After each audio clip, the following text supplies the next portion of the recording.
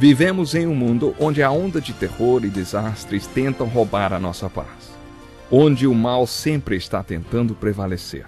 Mas vemos pela palavra de Deus desde o Antigo Testamento que o cuidado de Deus para com aqueles que o temem e o buscam é muito real e permanente. Fique atento a mais um programa Encontro com a Palavra. Aqui apresentamos a palavra de Deus como resposta a todas as mais difíceis questões da vida. Agora com você, Pastor Edson Bruno.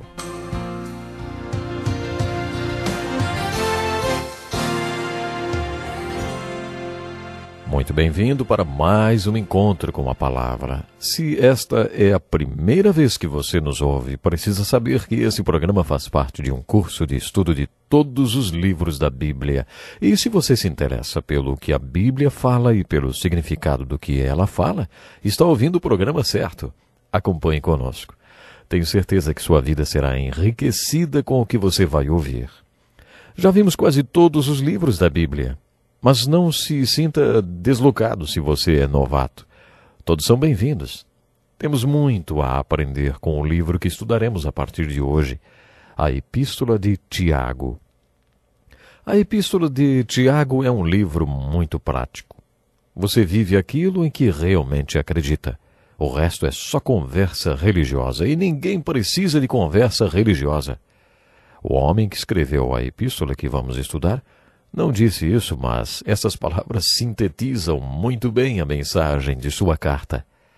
Ouça com atenção como começa a epístola de Tiago. Tiago, servo de Deus e do Senhor Jesus Cristo, às 12 tribos dispersas entre as nações, saudações. Meus irmãos, considerem motivo de grande alegria o fato de passarem por diversas provações, pois vocês sabem que a prova da sua fé produz perseverança. E a perseverança deve ter ação completa, a fim de que vocês sejam maduros e íntegros, sem lhes faltar coisa alguma. Se algum de vocês tem falta de sabedoria, peça a Deus, que a todos dá livremente de boa vontade, e lhe será concedida. Peça-a, porém, com fé, sem duvidar, pois aquele que duvida é semelhante à onda do mar, levada e agitada pelo vento. Não pense tal pessoa que receberá coisa alguma do Senhor, pois tem mente dividida e é instável em tudo o que faz. Feliz é o homem que persevera na provação, porque depois de aprovado receberá a coroa da vida, que Deus prometeu aos que o amam. A epístola de Tiago é uma das minhas preferidas. Ela é muito prática. Sou adepto do estudo da Bíblia que enfatiza a prática do seu conteúdo e que faz uma abordagem devocional dela. Um estudo desse tipo nos ajuda a conduzir nossa vida de forma que glorifique a Deus. Como esta é a ênfase do nosso curso Encontro com a Palavra, a Epístola de Tiago se tornou minha preferida.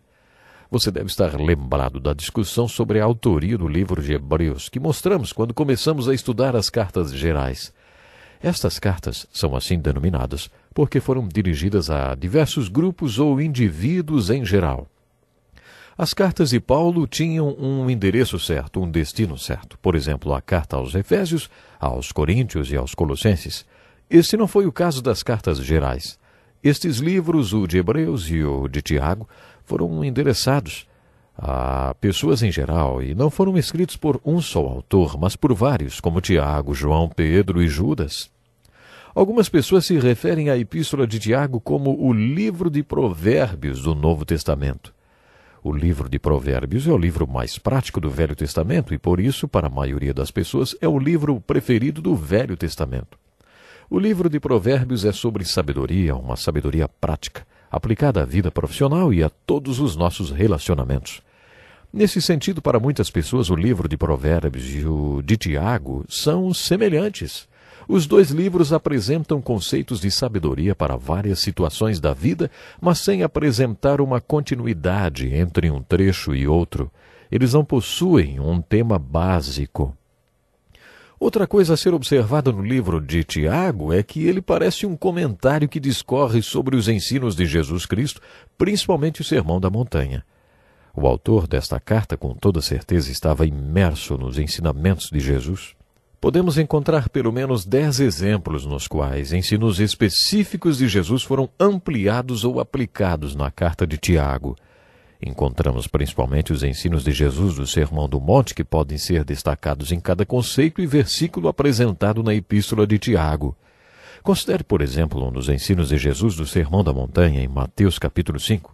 Se a justiça de vocês não for muito superior à dos fariseus e mestres da lei, de modo nenhum entrarão no reino dos céus.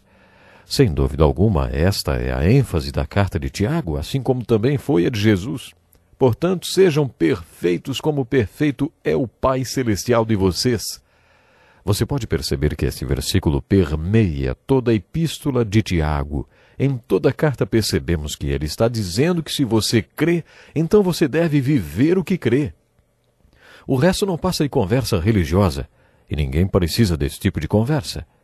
Esta é a ênfase da carta de Tiago e também dos ensinos de Jesus. Você vai perceber que o autor desta carta está imerso nos ensinamentos de Jesus. Muitos estudiosos acreditam que Tiago, o autor desta carta, era o meio-irmão de sangue de Jesus. Se você estiver familiarizado com os evangelhos, ou tiver acompanhado nossos estudos, você deve estar lembrando que os irmãos de sangue de Jesus não creram nele quando ele exercia o seu ministério de 3 anos. Aparentemente, Tiago, um dos seus irmãos, também não creu em Jesus enquanto ele exerceu seu ministério público. Coloque-se no lugar de Tiago e imagine o desafio que ele enfrentou. Imagine que você tivesse um irmão que sempre viveu na sua casa e um dia esse irmão se virasse para você e dissesse: olha, eu tenho notícias para vocês. Vocês acham que eu sou o irmão de vocês, mas na verdade eu sou mais do que isso, muito mais do que isso. Eu sou Emanuel, Deus com vocês. Eu sou o Messias, sou Deus encarnado. Qual seria a sua reação, hein?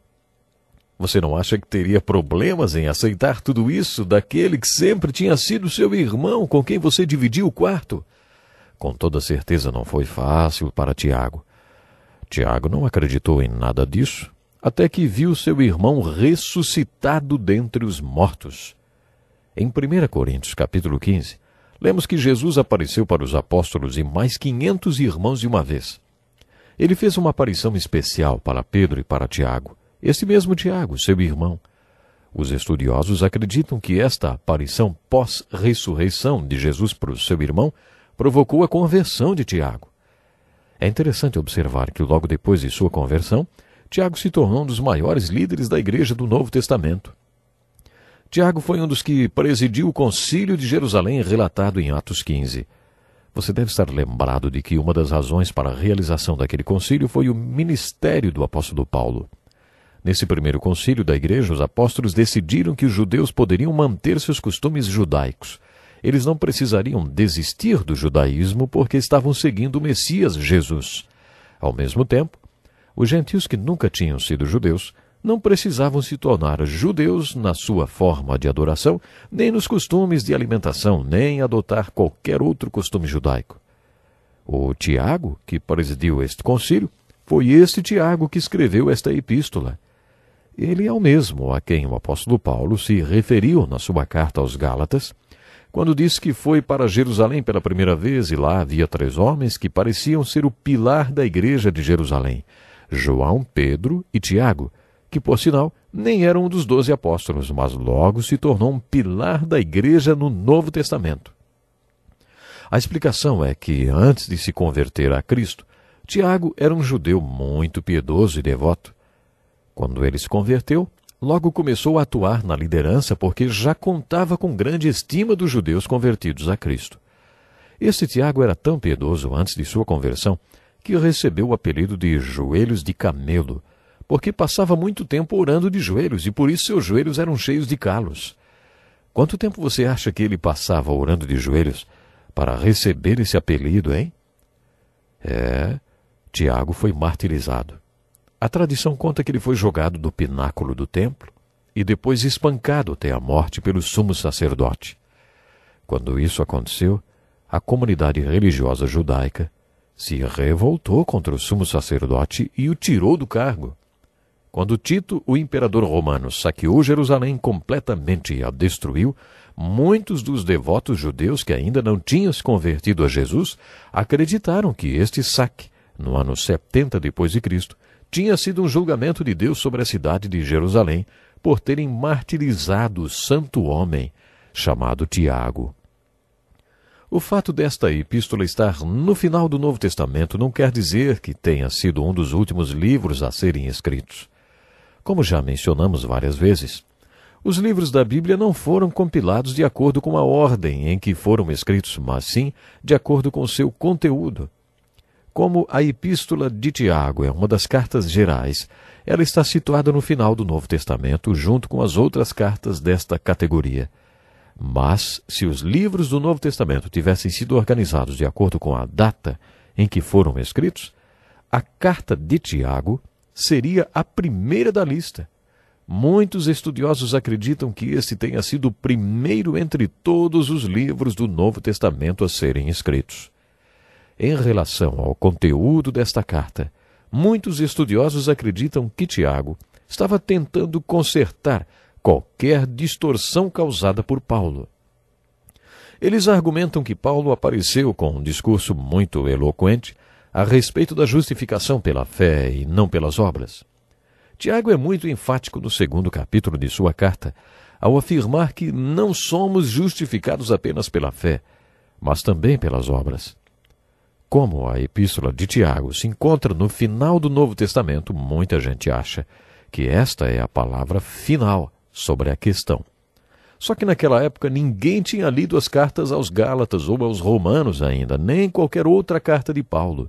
As cartas de Paulo foram escritas depois da carta de Tiago. Muitos acreditam que ele a tenha escrito antes mesmo que houvesse qualquer gentil na igreja. É por isso que a carta de Tiago parece muito judaica e até legalista. Sua ênfase está na prática. Mesmo que esta carta não se assemelhe em nada às cartas aos romanos e aos hebreus, verdadeiros tratados teológicos, a carta de Tiago também traz alguns temas muito determinantes. Os 12 primeiros versículos do 1º capítulo resumem toda a epístola. Observamos que Tiago era um homem que, além de se preocupar com o que era aparente, também se preocupava com a essência das coisas. A ênfase de Tiago se assemelha muito à de Jesus. Jesus não se importava com a aparência externa das coisas ou das pessoas. Para Jesus não importava a aparência externa, mas as questões internas, o homem interior. Jesus enfatizava a atitude em relação a tudo o que acontecia e os motivos que levavam a tais atitudes, a fonte delas. A essência da epístola de Tiago mantém os mesmos padrões de Jesus. Deixo um desafio para você: leia toda a carta de Tiago de uma só vez. Ficamos por aqui, Deus lhe abençoe. Que lição importantíssima. Obrigado, pastor Edson Bruno. Prezado ouvinte, coloque em prática o que você ouviu aqui. Sem dúvida, sua vida será grandemente abençoada. Este é um estudo escrito pelo Dr. Dick Woodward, na voz do pastor Edson Bruno. Escreva-nos e solicite o material.